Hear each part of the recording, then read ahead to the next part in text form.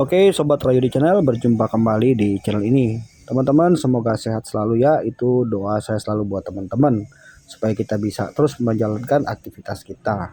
Dan mudah-mudahan rezeki dimudahkan. Amin ya teman-teman. Oke, video kali ini ada mobil carry ya. Ini kalau mesin mati masuk giginya gampang. Tapi begitu mesin hidup nggak mau masuk giginya teman-teman.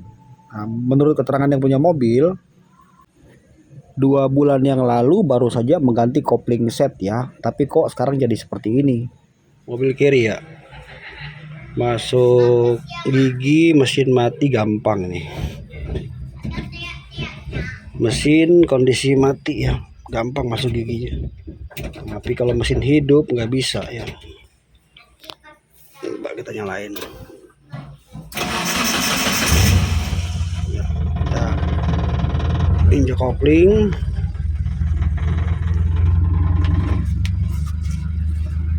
Masuk gigi nih keras, nggak bisa. Keras. Nah, jadi masalahnya seperti ini ya teman-teman. Tentu saja ini bisa terjadi di mobil manual apapun ya. Nah, menurut keterangan yang punya mobil kan 2 bulan lalu baru ganti kopling set baru. Jadi kopling baru, matahari baru, deklahar baru ya. Tapi setelah ditinggal pulang kampung katanya balik ke sini kok jadi begini. Nah, kita akan cari tahu ya teman-teman penyebabnya. Tapi ini sudah saya setel ya, setelannya udah saya naikin, tetap masih nggak bisa ya teman-teman setelan kopling. Nah, langsung saja kita bongkar koplingnya teman-teman. Kita lihat apa yang terjadi ya. Oke teman-teman, ini udah kita turunkan ya, transmisi gearboxnya udah kita turunkan. Kita cek drag laharnya, ya bener ya, ini masih baru, masih bening bener ini. Dan lancar juga ya, nggak ada macet-macet di sini. Nih bener ya, baru ya, betul berarti yang keterangannya betul. Nah ini juga dekrup masih baru, tapi kok agak berkarat nih. Nah ini nih, ini dia. Ini masalahnya nih.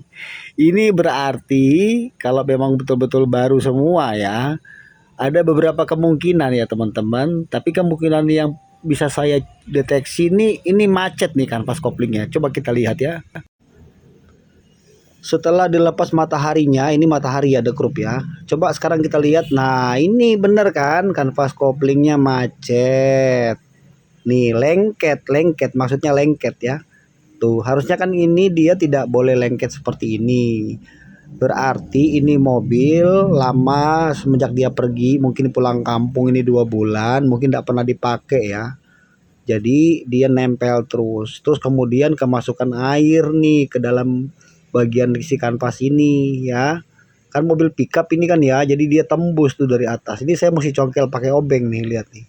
Nah, baru dia copot. Coba lihat itu flywheelnya berkarat kan, itu ada capnya si kanvas kopling itu di flywheel. Coba lihat ya, ada capnya tuh. Nah, harusnya kan di sini lancar begini nih mestinya. Nah, inilah yang menyebabkan kenapa sampai gigi tidak bisa dipindahkan ya. Jadi tidak bisa oper gigi atau persneling tidak bisa pindah saat mesin hidup ya teman-teman. Karena fungsi si kopling ini selain merubah putaran mesin, dia juga membebaskan ya. Jadi saat kita ngopling, diafragmanya mendorong lewat deklaher, nanti koplingnya bebas, baru gearbox juga akan ikut berhenti supaya gigi bisa pindah. Tapi ketika di sini macet, maka walaupun kita udah ngopling, terus dia ikut berputar ya. Jadi gearbox belum free ya, gearbox masih tetap berputar giginya, maka gigi tidak bisa pindah. Nah teman-teman, jadi ini masalahnya ya. Untuk penyebab lain kenapa sampai tidak bisa pindah gigi itu ada beberapa ya. Bisa juga disebabkan karena setelan kopling kurang tinggi.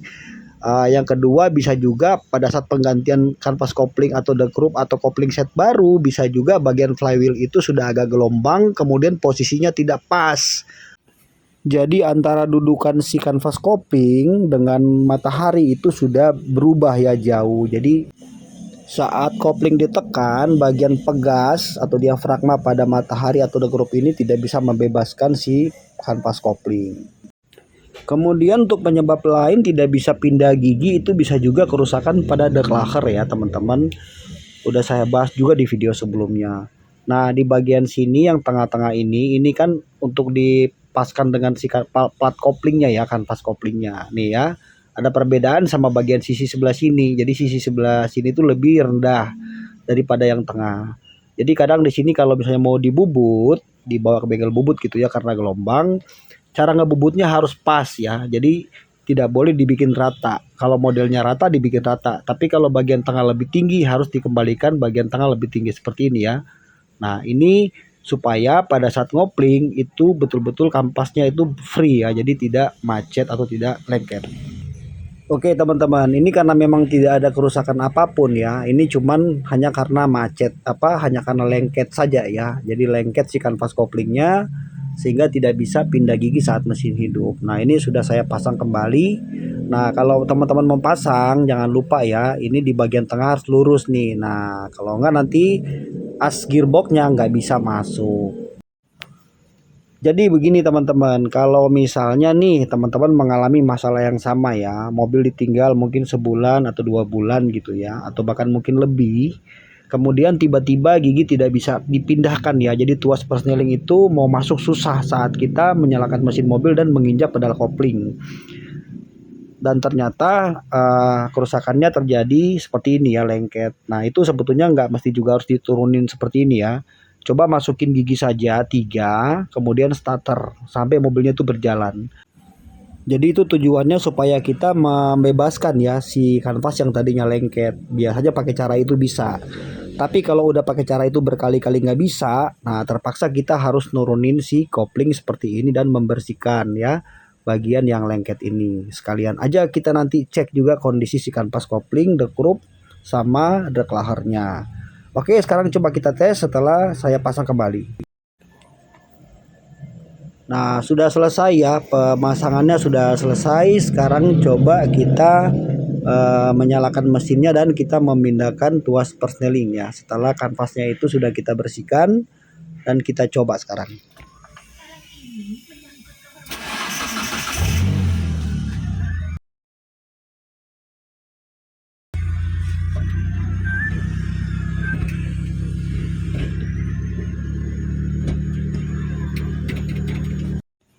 Ya, teman-teman, ternyata betul ya, masalahnya hanya di situ saja. Kanvas koplingnya lengket. Dan setelah kita mengadakan perbaikan, mobil kembali normal dan bisa dipakai untuk bekerja kembali. Nah, teman-teman, demikian video kali ini. Semoga sedikit informasi ini bisa menjadi manfaat buat teman-teman semuanya. Saya ucapkan terima kasih sudah ikut menonton videonya sampai selesai dan mohon maaf bila ada kekurangan. Kita bukan mengajari tapi kita berbagi ilmu. Dengan harapan semoga bisa menjadi manfaat. Terima kasih teman-teman. Jangan lupa dibantu subscribe channel ini dan kita akan berjumpa lagi di video-video akan datang. Salam sukses dan salam otomotif buat teman-teman semuanya. Rayu di channel. God bless teman-teman. Bye.